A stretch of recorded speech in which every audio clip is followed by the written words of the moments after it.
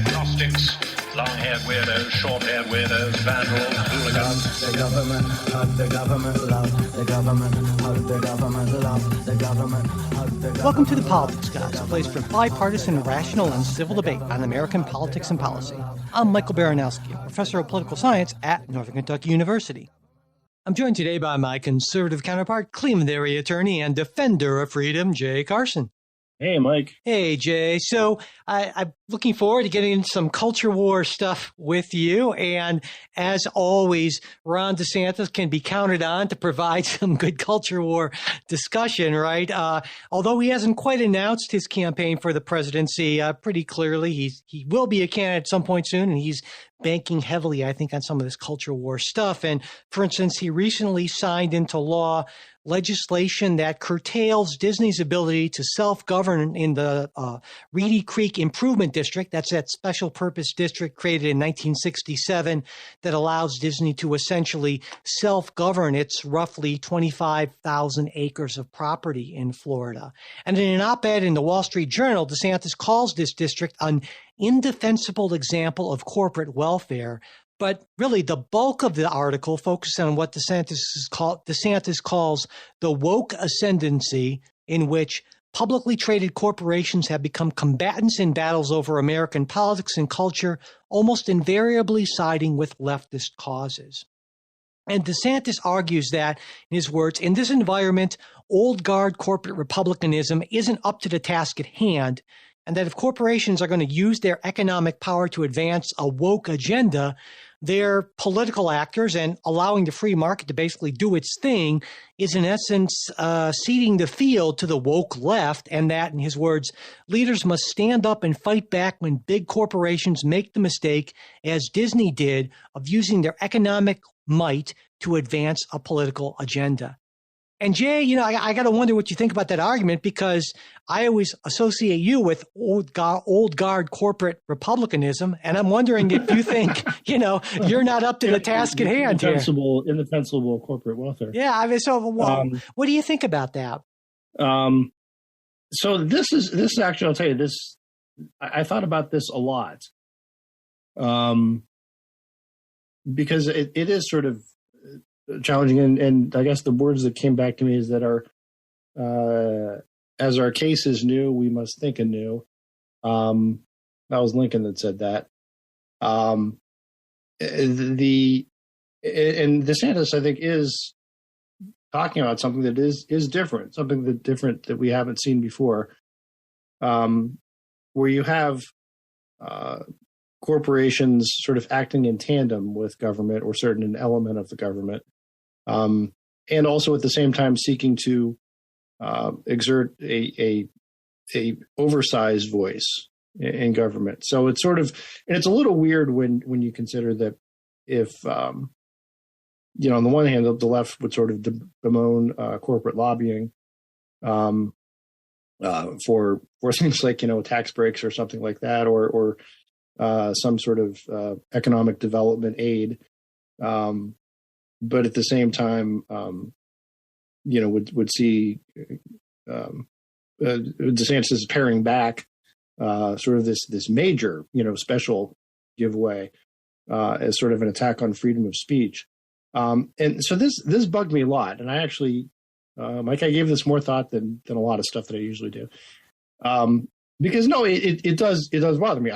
I'm troubled by the idea that if a corporation or anyone speaks out or speaks for or against some government policy, that the government then retaliates against them. That would be a blatant First Amendment violation. At the same time, what you've got with Disney is sort of a weird animal, because I was thinking in most cases, well, the retaliation would typically be some sort of, criminal investigation or regulatory, dropping the regulatory dime on them. Whereas here, this is Disney occupies this exclusive exclusive position of this having this special benefit, and then the special benefit is taken away. And then it occurred to me, okay, well, how can you ever take away that special benefit then once it is given? Because anything you do will necessarily be a First Amendment violation. Well, I don't see. I don't think the First Amendment comes into play here in this case. We'll talk about the New York Times does. Yes. Well, yeah. I think that's a separate. I think it's a separate issue, but I think it's not so much a First Amendment thing to me because I think you're right. This idea that, well, once you give somebody a special perk, a corporation a special perk, can you not ever take it away? I think, well, of course not. But I think there actually is a principled anti-corporate welfare argument to be made for not doing that. And if that were DeSantis' sole argument, even if I disagreed with it, I would say, well, okay. But this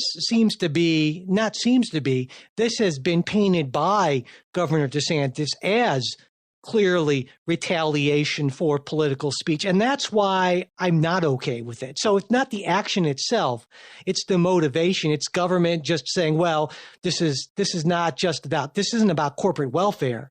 We're not even pretending it's a fig leaf. Then you're saying that is pretextual. And even DeSantis is saying it's pretextual. I mean, you couldn't have read that Wall Street Journal op-ed and not gotten that from what he was doing. And so that's where I have a real problem with it. So even though it's constitutionally okay, I think it's wrong as a matter of policy for government to essentially punish corporate entities for political activism, political speech. So I would tend to agree with you. And I guess we get into the question of what is punishment, right? So the weird thing about this Florida case, because I was thinking about other examples of something, and I couldn't really, of this type of thing, I couldn't really come up with any. And partly that is because I think in a lot of states, Ohio being one of them, this kind of arrangement would violate a state constitution.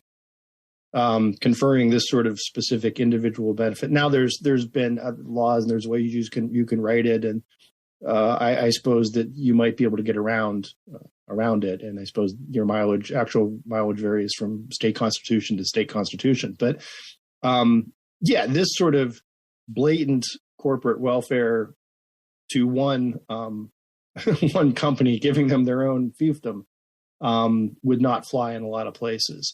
And I think you can make a good argument, as hopefully any good Marxist would make, that, my God, are we really letting these corporations do this? Not only run the company town, have government authority for the company town to do things like takings and their own corporate police force and all this sort of thing, while at the same time exercising this outsized role, not only in protecting their fiefdom, but in promoting some ideology that may be at odds with what the rest of the state and the voters think. So I think there's not a bad progressive argument, if you will, to be made there that we ought to restrain the power of corporations. Yeah, absolutely. So I guess that's where I come to. Again, this is a tough call for me, because I do see I'm deeply troubled by the idea that the state can attack a corporation or punish a corporation. But I guess to me it goes back to then what is punishment? Is it punishment to take away some special privilege that perhaps ought not to have been given in the first place? And is Disney one of these such that it's just such a weird unicorn, if you will, right? That this is sort of a one-off. This type of situation only happens in this particular instance, where you've got this massive corporation located in a certain state that happened to give it its own massive government perk, as opposed to other perks which might be industry wide. So that's where I'm coming on this in terms of the actual what's happened in terms of the politics of it and combating woke corporations. I think this is a bigger issue than a lot of folks on the left realize. For the right. Oh no, we realize how big of an issue it is for you folks on the right. we just think you're entirely wrong about that. But anyway, but no, we understand that you guys are around the bend on this thing. So yeah, absolutely. That there seems to be this, and again, it's the concern of a corporatism of a.